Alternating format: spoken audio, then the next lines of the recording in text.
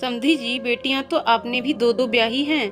समधी जी, आपने कलेबे की रस्म में अपने दामाद को जंजीर अंगूठी क्यों नहीं पहनाई? उसको सिर्फ घड़ी पर ही टरकाए दे रहे हैं।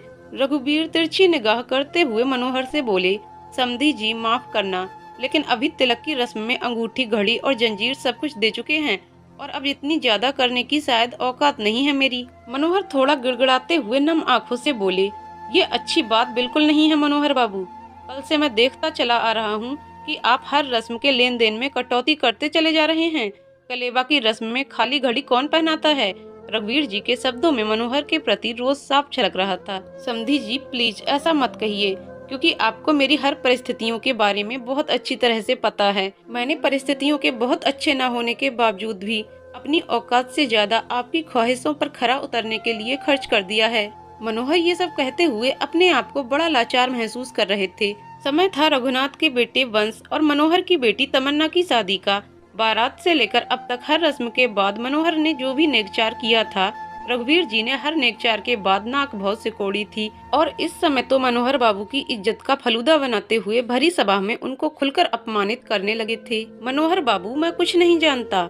जब तक आप कलेबा में अंगूठी और जंजीर नहीं पहनाएंगे, मेरा बेटा कलेबा बिल्कुल भी नहीं खाएगा, चाहे आप लोग कितना भी थाली लिए खड़े रहिए।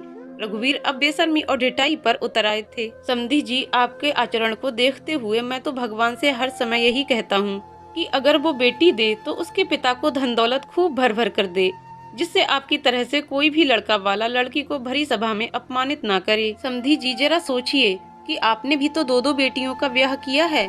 कम से कम यही सोचकर मुझ पर रहम कर दीजिए। मनोहर बाबू बिल्कुल रो देने वाले अंदाज में हाथ जोड़कर कृपण भाव से बोले, अरे मनोहर बाबू, मैंने तो अपनी बेटियों की शादी में कोई भी कमी नहीं छोड़ी और मुझसे अपनी बराबरी कर रहे हो। रघुवीर ये बात बहुत तैस में बोल तो गए, लेकिन ये उनको बिल्कुल भी ध्यान नहीं रहा कि बेटी की शादी में दोनों बेटियों के ससुराल वाले भी आए हुए हैं। और ये एहसास होते ही वो एकदम से अपनी आंखें चुराने लगे और फिर वही हुआ जो कि होना चाहिए था। रघुवीर जी, काहे को आप झूठ बोल रहे हो? हम लोगों को तो आपने अपनी बेटियों की शादी में ये कहकर टरका दिया था कि हमारी परिस्थितियां बहुत खराब हैं, हमारे पास कुछ भी नहीं है, आप लोग दया कीजिए और मेरी बेटी को अपने घर की बहू बना लीजिए। हालांकि हम लोगों की कोई भी मांग नहीं थी, लेकिन फिर भी जो कुछ भी थोड़ा बहुत शादी ब्याह में देना चाहिए, आपने तो उससे भी हाथ खींच लिया, जबकि आपके पास सब कुछ था। हम लोग कल से आपका सारा नाटक देख रहे हैं। आपको तो शर्म आनी चाहिए, जो आप अपने होने वाले समधी को कल से हर छोटी छोटी बात पर अपमानित कर रहे हैं। अरे, जिस इंसान ने अपने कलेजे का टुकड़ा निकाल कर दे दिया, वो भला अपनी तरफ से क्या कमी रखेगा? अचानक रघुवीर जी दोनों